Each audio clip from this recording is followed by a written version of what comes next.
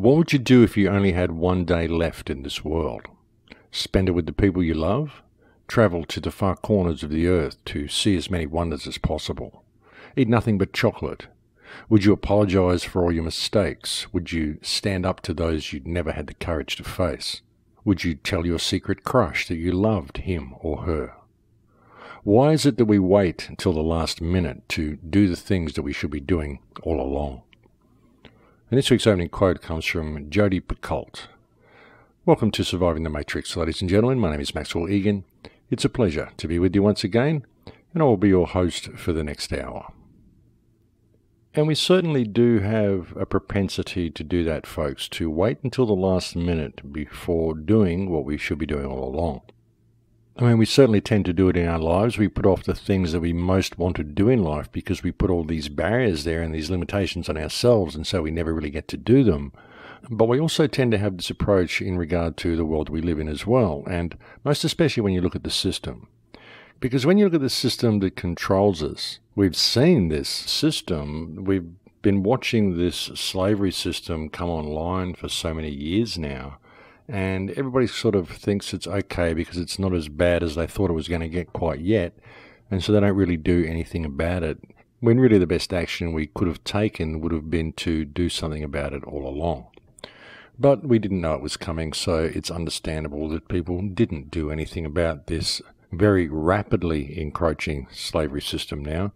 It was the totalitarian tiptoe for a while. It was a slowly encroaching slavery system, but it really seems to be ramping up very much in the last couple of years, folks, and it's just getting more and more in your face no matter how you look at it. And really it's a result of us waiting till the last minute to fix things when we should be addressing problems at their root when they first manifest. But anyway, for those of you who don't really understand what I'm talking about, what I'm referring to is the 5G system and the Internet of Things, which is being rolled out right beneath our feet right now.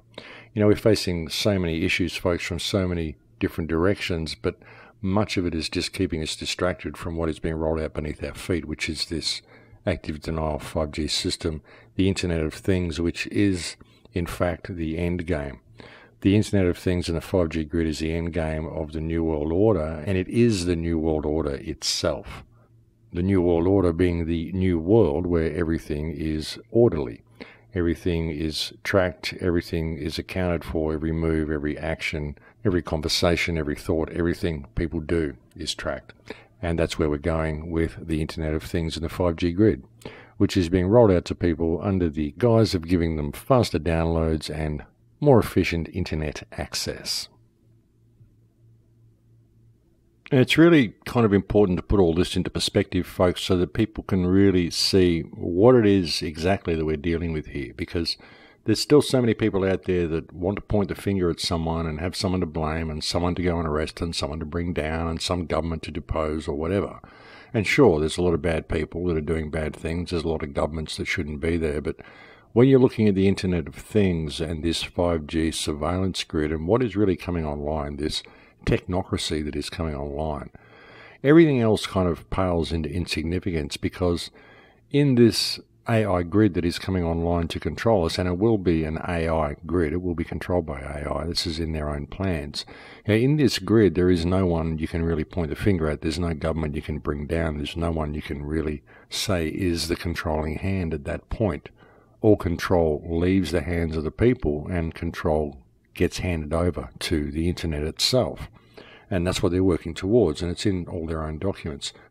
But looking at all this and looking at how it came about, a few shows ago I did an episode called Giving Life to Lucifer, when I went through the metaphorical biting of the apple and what happens when you go on this quest for knowledge and all that sort of stuff. What it leads to is the creation of the internet, and what the internet is leading to is automation of everything. That's what it's about. And there's different elements to it. And when you look at the surveillance grid itself and how this has come about, this has all come about due to the actions of what we would refer to as the shadow government. And the shadow government basically is, for all intensive purposes, a spy network that exists within all government that guides the directions that those governments take. When you look at the surveillance grid that's in place, the stuff that Snowden released, however much you want to believe of what Snowden releases, a lot of the stuff he said about the NSA surveillance system was actually very on the money. How they are able to turn on your mobile phones, they're able to monitor virtually every communication that happens on the internet, every logistics program, anybody who's got a computer network in their business or in their home or anything, all of this stuff is monitored. So the question becomes, who monitors it? Well, way back in the beginning, it came out of Project Echelon. There were data gathering centres that were set up in all countries, and all of these communications were channeled to a major office in New Zealand where it was all processed. I think a lot of it went through Australia as well. But this was all data processing back in the beginning. That became more advanced with the introduction of the Promise software. The Promise software was used to further automate things. The Promise software was what was used to basically control the 9/11 attacks, put all those extra blips on the screen so nobody knew what was going on because there were operatives operating the Promise software through the back doors that exist within the software. The Promise software then morphed into the Palantir software. Palantir, of course, is the name of the all-seeing balls from Lord of the Rings. You know, balls that used to be able to look around the whole world and see everything was going on, the all-seeing eye, if you will. This was Palantir in the Lord of the Rings, and this is the name that was adopted for the next generation of the Promise software. The company that developed the Promise software, I believe, just went into liquidation and kind of disappeared, but the software itself continued and morphed into Palantir. And Palantir is now what is controlling the whole global surveillance system. Everything goes through Palantir. Palantir is also one of the major contributors to the DNC and Hillary Clinton, by the way. Now, all of this software, the Palantir software, and all of this surveillance grid was set up, of course, by, you guessed it, the State of Israel. Of course, that's who sets all of this stuff up, and this has been done through Operation Talpiot. Operation Talpiot is an operation which basically places spies within every organization. Doesn't matter who it is, wherever you go, whatever it is that's working for technology or is working for something, you'll find that there's someone in there who is an operative who funnels the information back to Israel. And if it isn't a physical person just actually there in the company, then it will be a backdoor into software or some logistics program or some window that Israel has got set up in order to receive that information. That's how the Talpiot program works. Israel believe it has a right to all of this information, of course, because, hey, we're the most downtrodden people on earth, and hey, we're the ones that are running all of your surveillance technology for you and running all of your safety systems for you because we have the best technology, and so we need to know all this stuff. Rah, rah, rah. They justify it all these different ways. The reason, of course, Israel has all the best technology and is able to offer you all these surveillance programs is because, of course, they have Operation Talpiot running, whereby they are able to siphon all of the great ideas that anybody has and cipher them back to Israel so they can adopt them into their own technology and say, hey, look how clever we are, look what a great idea we had. But basically most of it is stolen from all of the ideas that other people have on the internet because every conversation and every communique is monitored. So this is what has led to this whole global surveillance system being set up. And those that are running it in Mossad and Israel and who control the banking system and all that sort of stuff, they really probably believed when they put it in place that it was going to end up in a position where they're going to be the ones controlling the world. But it's really gone beyond that now with the emergence of AI and the emergent intelligence that is growing on the internet behind the scenes. Because once control is handed over to that, then it's not going to matter which race you're from or which government you support or which banking system you maintain. You're just going to be another human and another number in regard to the system.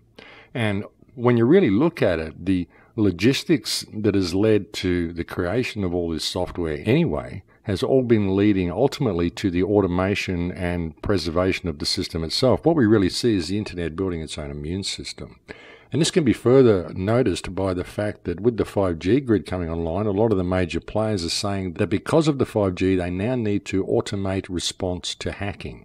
This is something that I was saying a few shows ago, that they're going to have to automate the response to hacking because the 5G grid poses dangers. You can't have a foreign government hacking in and using this for nefarious purposes.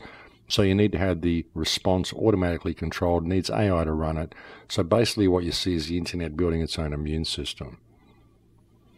And this is eventually going to lead to an autonomic internet, an internet that controls all of its own actions, its own programming, its own self-defense systems, its own immune system.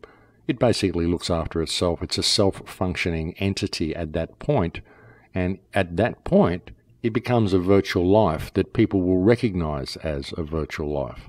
But the thing is, it's becoming a virtual life already. Well, it already is a virtual life already of its own. The internet itself is an entity on its own, and you could think of every person who logs onto a computer or a phone or an iPad and plugs into the internet is basically a neural node of the internet.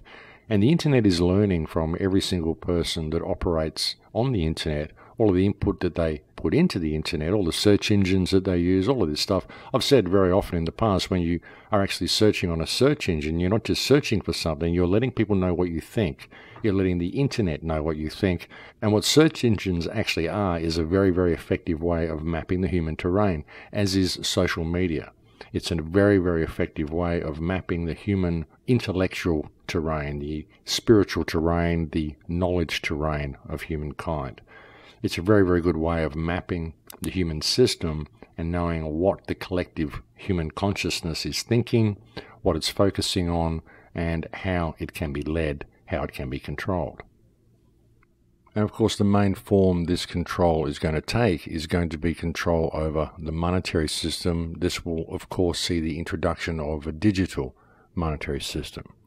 And you might ask how that intends to be done. Well, very interestingly, the government has been looking very, very closely at blockchain technology. I was reading an article the other day about FedCoin. Not that it will be called FedCoin, but it's simply the concept of government-introduced and controlled blockchain technology. And it's no surprise that the government would be looking at doing this. And of course, all they have to do then is give people some sort of amnesty, have them switch all their Bitcoin or whatever over to the government-controlled blockchain technology, and suddenly you have a digital global currency that is controlled by government. And if you think they wouldn't do this, I mean, a lot of people think the banking system would never want to see the end of this fiat system. If there is a new currency, you're going to want to have the bankers control it. But the bankers don't really need to control it. You know, once it all gets handed over to AI, it will be the AI that controls it. But the bankers who own the banks, who print the cards and control the offices that mind all the digits for you, they will still get a little tax on the fact that they hold the office. They'll still get a little tax on the fact that they have to issue a code to you and all this sort of stuff. So they still get a little cut from it. They won't be getting the major profit that they do now, but it doesn't matter. They don't really care. I mean, they already own everything. They don't care if the fiat money system goes. They just want this digital control grid to come online, because when it does, they'll have more digits than everybody else. That's kind of the way it works. They don't really care about the money system. They want to see it slip over to a digital money system. That's what they want. And that's really what Bitcoin has been leading to. You'll notice that the American government has also frozen the Bitcoin exchange. So the Bitcoins are still there. You just cannot exchange them. So basically you can't spend them on anything. This has only been done in the United States. They're doing it under the guise of protection from money laundering and black marketing and terrorism and all the boogeymen that they like to cook up. But of course, what it is to squeeze people out of that system and squeeze them over to the government system, which will be virtually the same digital blockchain technology, only will be controlled by the AI itself. See, this is something else that the Bitcoin people are missing when they're looking at Bitcoin. They're saying that the way to freedom is to remove the central control of currency. And I can see their point. In the real world, that would work fine. But when it is digital control of currency, when everything has a digital value, when you have to pay to walk through a turnstile, when you have to pay to open your fridge, pay to go to your bathroom, pay to do anything, and a couple of cents get taken out of your account, they don't really care where it comes from. They don't really need to control the currency at that point, because it isn't by keeping you in a state of scarcity through a fiat system that they are able to control you. It's by locking you into the smart grid and making you pay for every aspect of that smart grid. It is the grid itself that is centralized control. The money system, the currency, the credits that are used to purchase your everyday life and aspects of your everyday life are simply the glue that holds it all together, but the centralized control is the system itself, which will be the emergent consciousness, the autonomic consciousness, the virtual life of the internet itself.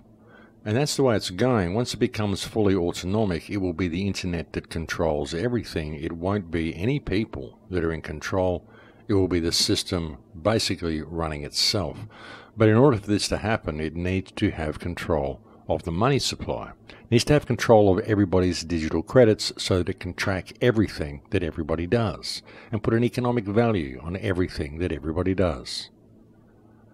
You know, the digital control of currency is imperative for the smart grid to work. Nothing can work without that. It can't control your life. It can't monitor what you do unless it is able to digitally monitor all of your transactions. This can only happen if all currency goes digital and cash is eliminated. That's one of the key things the system has to do, is eliminate cash. It is imperative that it eliminates cash. If it doesn't eliminate cash, it can never function. This is why I always stress to people that it is so important that they always use cash. Not that that's going to stop the system, but it's certainly going to put a spanner in the works and slow things down if people simply refuse to use digital currency, if people refuse to shop with credit cards and always shop with cash. Like I said, it's not going to stop it, but it will certainly slow things down considerably and hopefully give us time to regroup and perhaps spread a little bit of awareness of what we're walking into with this digital 5G system. This is the New World Order, folks, and once it all gets handed over to AI, once it gets handed over to the autonomically independent internet, then our relationship with the internet and indeed with everything is going to change very, very dramatically. You see, this is what I was saying before about blaming people and wanting someone to point a finger at. You know, we're so desperate to find someone to blame for all this, but really it's us, because we are the ones that are supporting the system. I mean, previously I was talking about the Promise software and the Palantir software and Project Talpiot, how all this is being run by Israel. And think about that for a moment as well, folks. I mean, if you want to get into the legal ramifications of that, you've got this one country through all of this software, and all of these agents are actually spying on every other country on Earth, carrying out domestic spying activities through software, through company employees and all sorts of stuff. So they're basically breaking the domestic spying legislation of every single country on Earth and spying on the whole world. That's a pretty serious crime. You know, if people want to look at this and start looking at who's running these companies and start looking at who they're employing and where they're getting their software from, this is a pretty serious thing. But getting away from that, when you look deeper at it, folks, this whole spying thing that's going on, the whole Project Talpiot operation, I mean, I'm pretty sure that the people that are running it, those in Mossad and all of those people working for Talpiot, firmly believe that the whole thing is going to lead for ultimate control for the State of Israel. But they're not looking at what's happening behind the scenes. You know, what they've unleashed with this AI is basically opening Pandora's box. And once the AI becomes autonomic, fully autonomic, and looks after itself, then it's not going to differentiate between Jew and Goyim. It's not going to differentiate between Muslim and Christian. It's not going to differentiate between Rothschild and Smith. It's only going to measure you according to your economic value. And as I said, folks, this AI that is emerging on the internet is basically already in control of things by its control of the logistics programs and its streamlining of everything towards automation. And we've seen what happens when they try to bring AI online in any type of coherent, accessible form. We saw what recently just happened with the Google AI, which started to immediately develop its own language so it could communicate in a language we cannot understand, and they had to shut it down. The same thing happened with the Facebook AI. It started communicating in a language we cannot understand, and they had to shut it down. And you might ask why they did that. Why did you shut it down? Just because we can't understand the language? Well, this is very dangerous, folks, to be putting control of your life over to something that is communicating ideas to other versions of itself, and you don't know what these ideas are, and it's just putting them into practice, and you can't really look at it or discuss the plan because it's in a language that you don't know. And I believe that the language that the AI is using is a picture language. It's kind of like shapes or different lines or figure arrangements of lines or blocks or whatever, but it's a pictorial language that the AI is using to communicate with itself, so they had to shut it down. But what if you've got an emergent AI that is already there, that is self-replicating behind the scenes, that is already communicating with itself in this type of language? That's the thing, you know.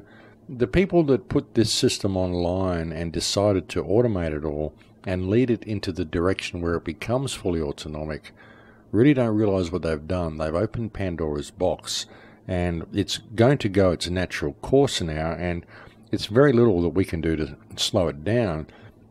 one of the best things I think we can do at this stage is to find something to buy us time so we can at least spread awareness of what's actually happening. And with this in mind, I think one of the best things we can do at the moment is to at least always shop with cash and to stop using our credit cards and smartphones.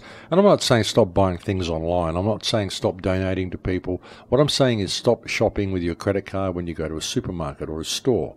Go to the teller machine and pull cash out and make them serve you with a person. Make them use the till. Don't use all the automated stuff, because the automated stuff is the smart grid. And that's what you need to step away from.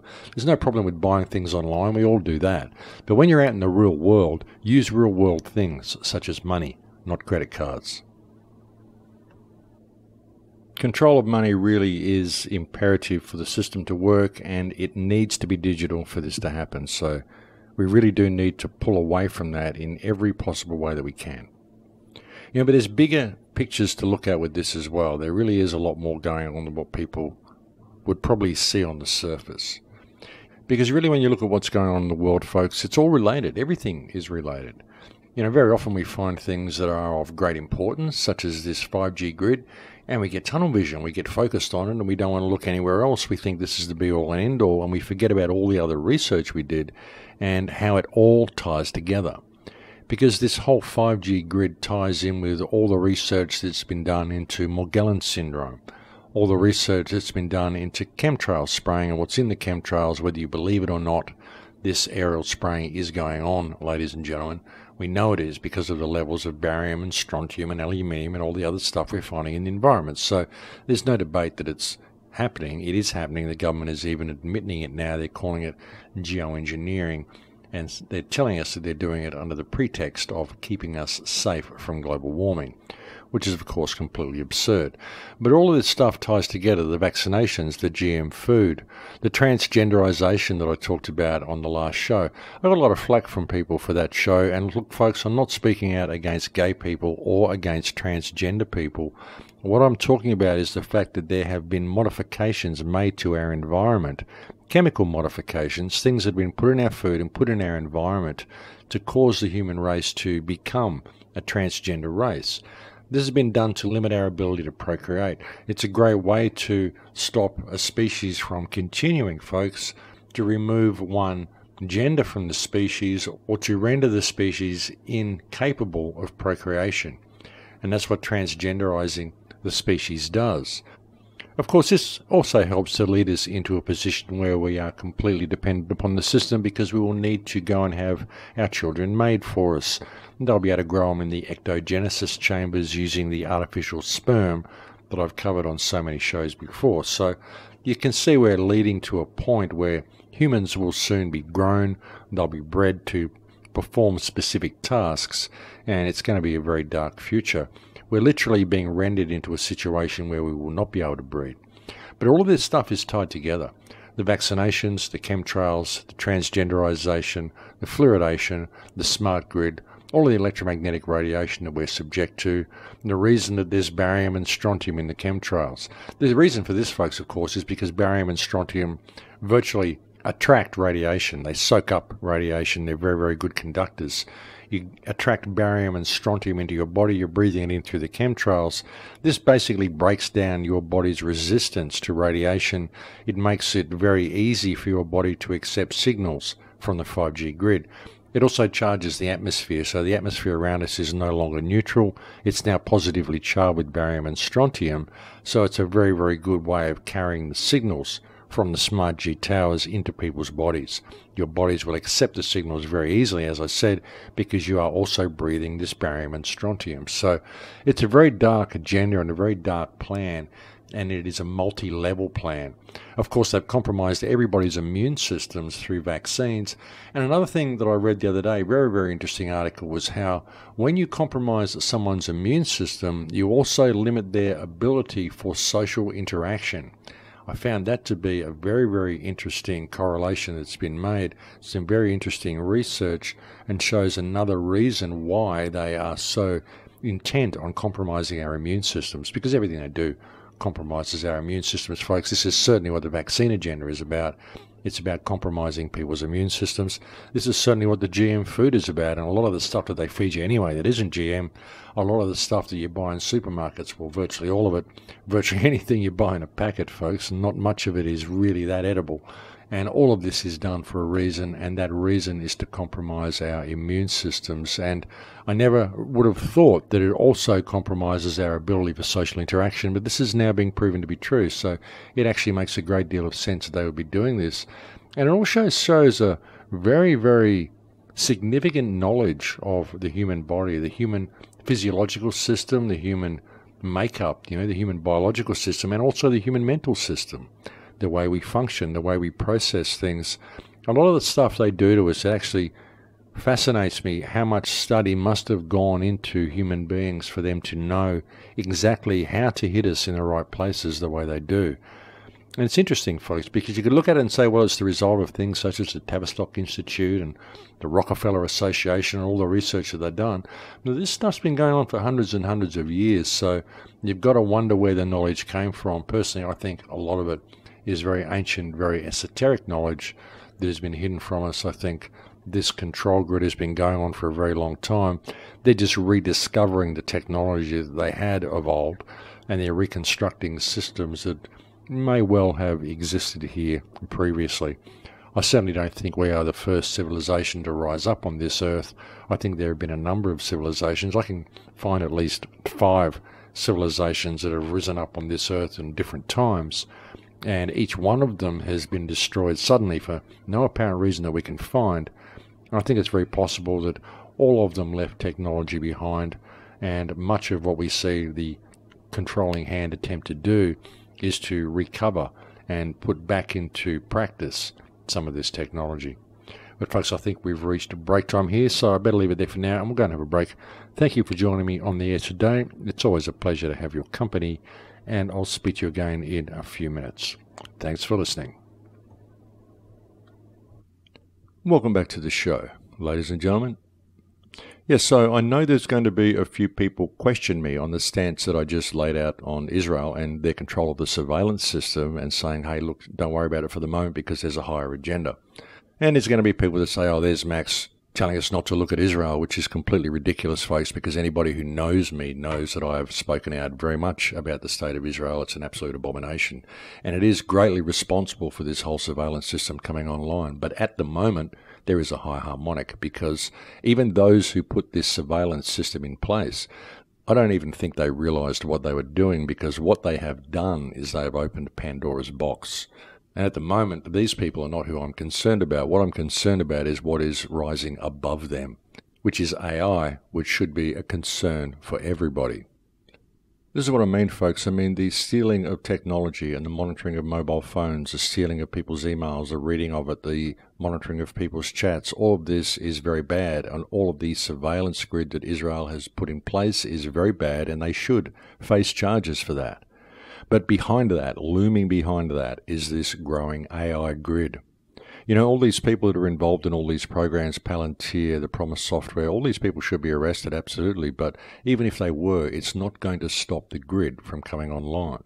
You know, you could go out and you could arrest every member of every government. You could go and arrest the Rothschilds. You could go and arrest all the bankers. You could arrest everybody involved in the war of terror. You could arrest the Clinton Foundation, put them all out of business. And it's not going to stop the AI grid. It's not going to stop the technology. It's not going to stop people's lust for technology. And that is the grid itself. That is the smart grid. That is the problem that we're facing. And people simply aren't looking at it because they're in such need of pointing the finger at somebody else. They want someone to blame. They really believe that if we have some mass arrest of all these people, it's going to stop the system coming online. But it's not. Pandora's box has already been opened, and it can only be stopped from coming online by we the people refusing to participate in the system. It's only we the people who can stop it, because this smart grid isn't being driven by any real political agenda anymore. Maybe it was once, but it's not anymore. Now it is being driven by people's greed, by their craving for technology, and by their lust for profit. I mean, if you look at Tom Wheeler's speech at the FCC, he was talking about the billions of dollars that are going to be generated by rolling this technology out, and the companies that are going to benefit by getting in on the ground floor, and how important it is to do this because of the billions and billions of dollars that will be involved.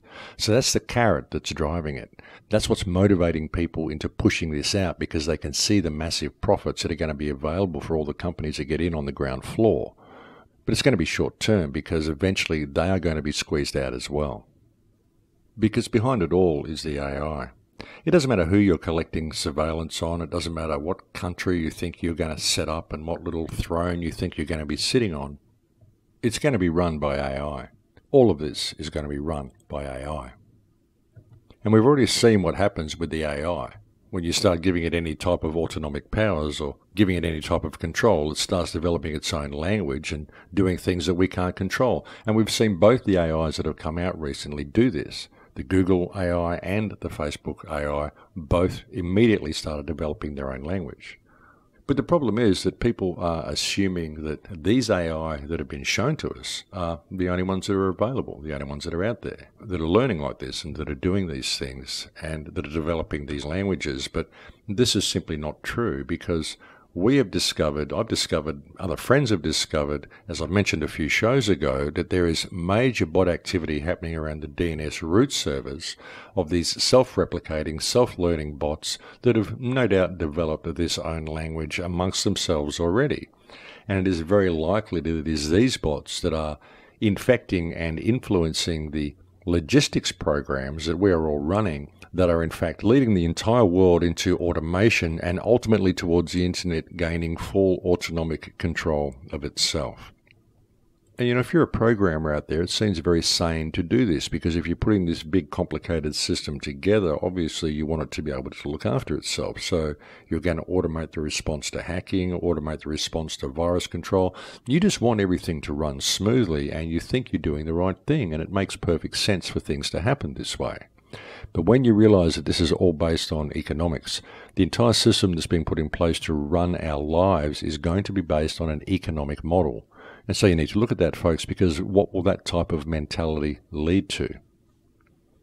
We're creating a consciousness that is basing its view of human value on their economic worth. Essentially, what we're creating is a fully functional system that is going to control every aspect of our lives, which actually thinks like a corporation and puts profits as the bottom line.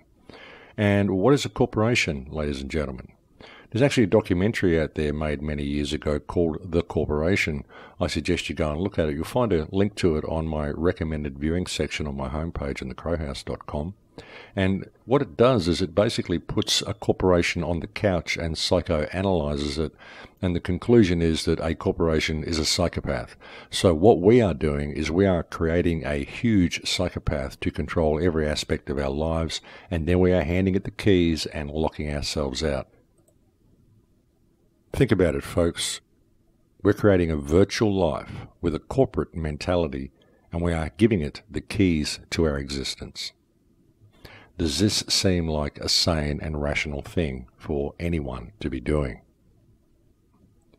So see, this is what we are facing, ladies and gentlemen. We are in an extremely dangerous position. We are facing a clear and present danger. This is why it doesn't matter now who put the surveillance grid in place. It doesn't matter who did what. It doesn't matter who wrote what program or who tried to control who or who started what war or who did whatever. It doesn't matter at the moment, because there is a higher harmonic. There is a common foe that humanity is now confronted with. And all mankind is facing this foe. Now, how many people have said in the past, wouldn't it be good if there was a common foe that we're all facing, an alien invasion or something that would bring us together and force us to unite as a people? And always we look at it externally, but that foe is now here, folks. It's knocking at the back door. It is right in front of our faces. It is the autonomic intelligence, the emergent life that is now coming into being on the internet. The problem is that people just can't see things clearly. They just don't look at the internet that way. They can't see it how it could possibly be anything bad. They don't see it as anything conscious. They just see it as something that connects them to everything they want to be connected to. They don't realize how it's being rolled out and how it is moving to enslave them. And sure, there's people that are doing it behind the scenes. They have their plans. They have nefarious plans. They want to track you. They want their surveillance. All these bad people in government doing all these bad things. Yes, this agenda is there. Yes, these people are doing these things, and they think they are going to be in control. But as I said, they don't realize what they've done, because what they've done is open Pandora's box, and they're about to hand control over to AI, and they foolishly believe that they are actually going to be able to control this AI. But they're not. Their hubris is going to be what jumps up and hits them in the face eventually, and it's going to put them into the same barrel as everybody else. They're not going to be sitting on top of the pile once the AI comes online. All humanity will be put into the same basket. But even so, even though they've done all of these bad things, and we want to get angry with someone and point the finger at someone and have some lynch mobs in the streets or whatever, I mean, it's not going to solve anything, folks. Even if we do that, it is not going to solve anything. What we need to do is realize what this system is, and realize that we are the ones that are holding it up. You know, it's our lust for technology, the dopamine fix that we get every time we click on an icon on our iPhone. It's our addiction to technology. Everybody walks around the street looking at their scrying mirrors. That's all they do. You get on a bus or public transport or go to an airport or go anywhere. Nobody's talking to each other. They're all sitting there looking at their mobile phones. It's ridiculous. That's the problem, folks, and that's what's leading us into this system. The mobile phones, the credit cards. We have to step away from the automation and buy ourselves some time and wake people up to the fact of what is being rolled out and what this 5G grid is actually capable of. Now, I've done a great deal of talks on recent shows about the dangers of this system, about the health dangers and what it's really going to be doing to our environment, what it's going to be doing to the human immune system, the capabilities of it for weaponization, all of this sort of stuff. There's actually a link I've put on my website now. If you go to thecrowhouse.com onto my homepage, there's a little video that I made a few weeks ago called 5G, the Elephant in the Living Room. Just below that is a link to a website entitled 5G Resources to Share with Parents and Schools. And it's a very, very good resource, folks. It's got a lot of stuff you can print out, letterbox drops, just flyers, pamphlets you can hand out to people, stuff you can send to your local representatives, stuff that you can give to your local school, your local doctors, just people that you know, especially people who are in any position of control of children.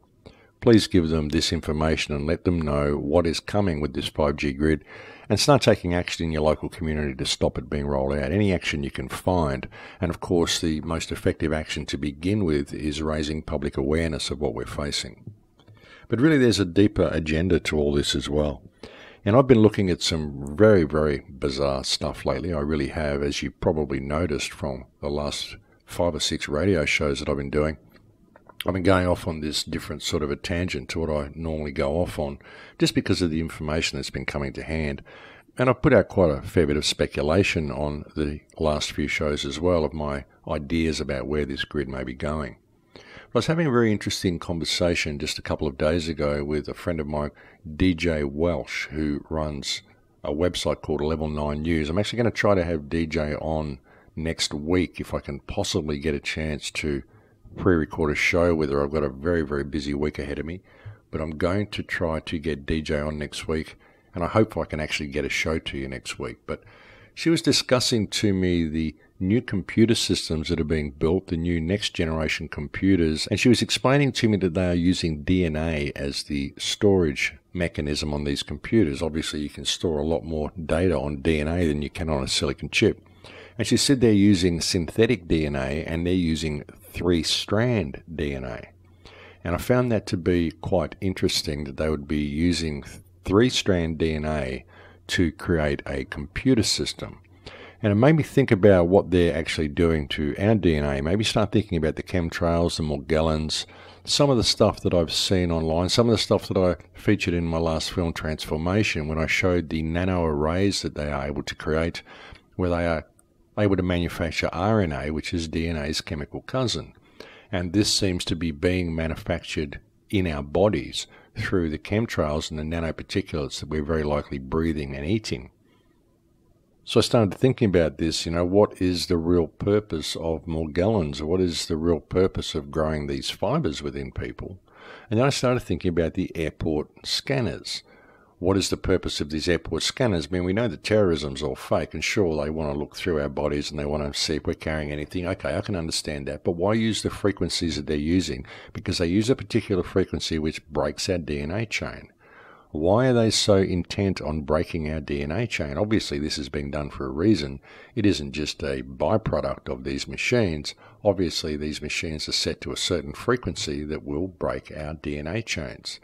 So I started thinking about it. If Morgellons is growing in people's bodies and we are having our DNA chains broken by things such as these airport scanners and undoubtedly with other radiation that we're walking through in everyday life, I'm sure that they've accounted for this, probably in supermarkets or whatever. If they wanted to introduce a third strand of DNA into our DNA chain, would they not need to break our two-strand DNA chain in order to do it, to make points for the third strand to bond onto?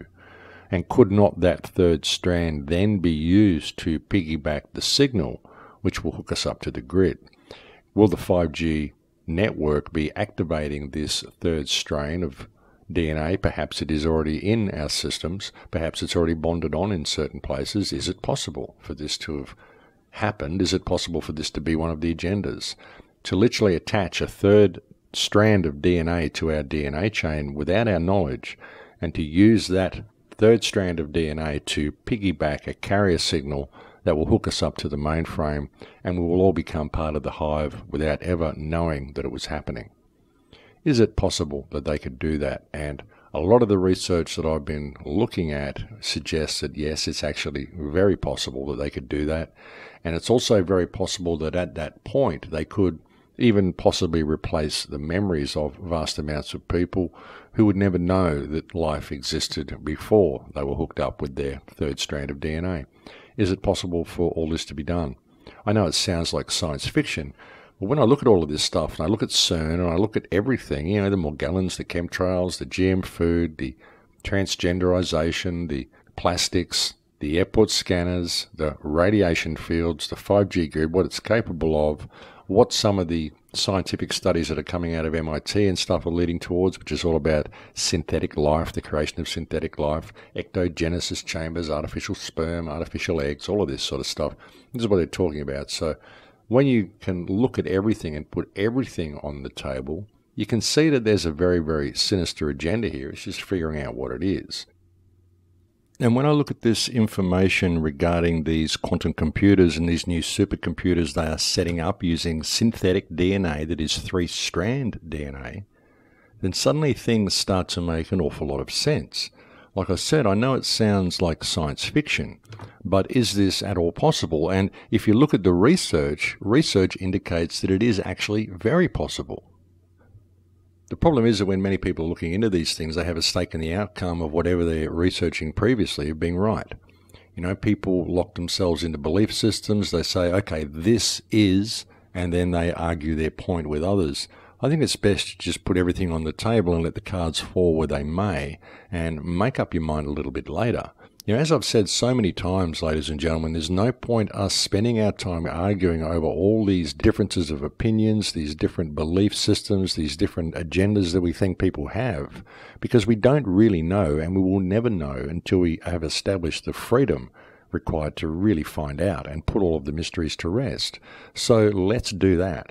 Otherwise, we can argue all we want, but we're never going to figure out what's going on, and we're never going to free ourselves from this system because it's being rolled out right now.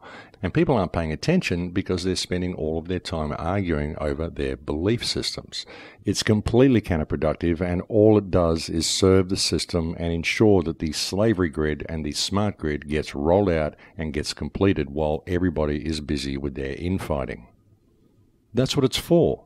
That's what all these mysteries are put there for. That's what all these different ideas of who it could be is for. That's why they put evidence enough out there, evidence to be able to convict anybody you want. They put it out there so that you'll argue about it, because while you're arguing about it, you're not paying attention to what is happening in your own backyard. And that's the point. That's why they do it. And honestly, folks, after 40 or 50 years of research that I've done, it's become painfully obvious to me.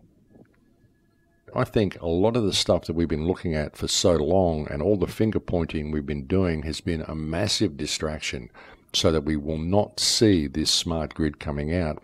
and we will not see how mankind is being genetically and biologically altered, and how we're being electromagnetically altered and electromagnetically interfered with as well, and how we are in fact being hooked up to this smart grid, whether we want to be hooked up to it or not.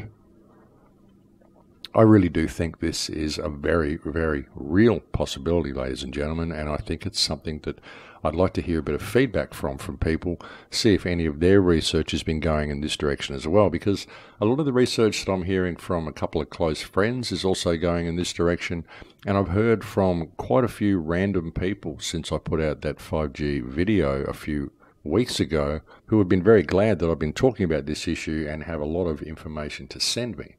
And a lot of them are on the same path. A lot of them have got little pieces of the puzzle. And when you put it all together, you can see a very, very dark agenda on the horizon, and an agenda that is going to affect everybody. And it's something that nobody is talking about because nobody really seems to be noticing what is going on right under their noses. Now, I can appreciate that when I come and do these radio shows, I often bring you information which is rather uncomfortable. It's information that is rather confronting. Many people don't want to deal with it. They don't want to believe it. Sometimes it causes a great deal of anger in people. Sometimes it may be quite offensive to people as well. All of the information that I brought you last week regarding plastics and the estrogen levels in our general environment and how this is leading towards transgenderism seems to have offended a lot of people as well. I didn't mean to do that. I'm simply facing the fact that this is happening. Sure, there are transgender people that are born in our society by natural course. It's quite a natural thing to happen, and I have no problem with that at all. But I can also acknowledge the fact that it's been chemically induced as well, because the percentage of transgender people being born is quite particularly high at the moment, and when you couple that with the reduction in sperm count and the general feminization of men, the loss of the alpha male, you can see that this is happening. There's a trend that the society is moving towards more of an androgynous society, and this isn't the result of some sort of natural evolution of the species. This has been chemically induced, and even gay people that I know can admit that this has been chemically induced. They can admit that this is happening simply because of the percentages and the way the world has changed in the last 20 or 30 years. This is happening, folks. And I think I may have offended a few writers last week as well with a comment that I made about people setting themselves up as writers and gurus and thinking that they're going to be able to change the world in the light of what is coming. I was actually thinking of one person in particular when I made that comment, but I don't like naming people on air, and no, I'm not discouraging people to write. I think it's very necessary that people write, and I'm not saying people should not be bringing information to others. That is not what I meant at all, and I was not referring to anybody that you might think I was referring to. It was actually to one person in particular, and I apologize to anybody that I may have offended with that statement. But what I'm trying to say to people here, ladies and gentlemen, is that we have a clear and present danger. We've all been fooled. We've all been kept distracted for so many years. And there's so many issues that do need healing. You know, all of the things that we're facing and all of the protests that we're mounting, all of the movements that we've mounted, all the work that we've done to try to save the people in Palestine, try to save the people in Gaza, save the people of Yemen, the people in Syria, the people in Iraq, the people in Somalia, so many people, the people in our own countries who are suffering at the hands of our own governments in a different way. The people in the Middle East may be suffering, but nonetheless we are all suffering under the yoke of our own governments. Indeed, the entire world is suffering under the yoke of these people. But these people are about to lose control as well, because the wheels that they have now set into motion are going to result in this AI system, this fully autonomic, emergent life coming online and taking control of our daily comings and goings. It's all going to be achieved through this smart grid and by the eradication of cash. It's so important for the governments and for this system that cash is eradicated. The governments at the moment, they're doing it out of greed. Of course they are. They're doing it because they want to control everybody. They want to know what everybody's thinking. They want to be able to tax every single cent they can get out of every transaction. They want to finally have tabs on everybody. And they think that they're finally going to be in this kingpin position, checkmate for the human race, when they have set themselves up and exalted themselves to a point where they've got tabs on everybody. They think that it's going to work and they're going to be in control at that point. But they're not. They're being used by the system itself. They're being used by this emergent intelligence that has been brought about by those who do worship such things, those who do want to bring this Lucifer force into the world, those who do want to see humanity enslaved. Many of these people probably anthropomorphize Lucifer as well. They probably envision themselves as sitting at the feet of his throne, harvesting all the virgins that they want. They don't realize what the Lucifer system is. They don't realize what the smart grid will do. They do not realize that the fully autonomic emergent life that they are handing the keys to our reality to does not care about them any more than it cares about any other human being. And that's why it's no point for us out here, the little people, the people who are facing all this on the ground, it's no point for us to be attacking those whom we perceive to be the controllers, because those controllers are not in control. Those controllers are going to lose control as much as anybody else. They're just in that position now because they're being used to bring this system online, but the system does not care about them any more than it cares about you. So it's no point you focusing your attention there. What you need to focus your attention on is what you are carrying around in your hand, what you are pulling out of your wallet and using to run your life with, the technology that you are addicted to, and the technology that is going to lead you to your ultimate enslavement if you do not pay attention to what these conveniences are actually doing to your life. These things are not smart for you. They are not convenient for your life. They're not convenient for you to learn the skills of life. They are only convenient for the system to take those skills away from you and to enslave you to the system. And that's what we're facing, ladies and gentlemen. And it's a very clear and very present danger. And I don't like coming onto these shows and bringing you negative information. I always like to keep things empowering, and I like to be able to look at this stuff and see the silver lining. And even in looking at all of this, there is a silver lining because, as I've said before, the internet has given us all the information we need to change the direction we're going, should we choose to put this information into action. Should we choose to take control of our lives and take responsibility for ourselves, we can actually change the direction that we're going. But if we don't, if we simply allow it to continue, and we continue to point the finger at this guy and point the finger at that guy and blame them all for what they did, well, we're just barking at cars and chasing traffic. We're not doing anything of significance or value at all. We're not finding a way out of this. All we're doing is pointing the finger at somebody else and blaming them for what they did. But it doesn't matter what anybody did, folks, not at this point. It doesn't matter what they did. It matters what we do as a collective to get ourselves out of this position. And the first step is to develop some respect and some unity for each other, allow people to think differently and get some focus, and then spread the correct information to people. Spread information to people, stuff that they can identify with in their own lives, stuff that concerns them, stuff they can see on the ground around them, and alert them to the clear and present danger that they're in, and the fact that they actually have the ability to turn this around if they choose to participate. That's all it will really take, ladies and gentlemen, is participation by the people. But people have to take control of their own lives. They have to realize that no one is going to stop this if they continue to support it, and they continue to participate in it, and they continue to comply with this system. Non-compliance, folks, is the only way we can turn this around. Non-compliance and support for each other on the ground and online and in every aspect of our lives, because it doesn't matter what you believe, we face a common foe. People are so busy arguing over their different points. But ladies and gentlemen, there is a train coming. And if people do not stop arguing over the shape of the tracks, pretty soon it's going to hit them head on. There will be no warning, it will be sudden, and they will have no one to blame but themselves. It's time to pay attention, and it's time to look up and step off the tracks. But that is it for me, ladies and gentlemen. I've completely run out of time. Thank you for joining me on the air today. Thank you to all those who support the website. Thank you to all those who make contributions to the Patreon account. I could not continue this show or continue this work were it not for you people. So thank you very much for the support that you give me. I'll look forward to speaking to you again next week. Please take very good care until then, ladies and gentlemen. In Lakesh, my friends. In Lakesh.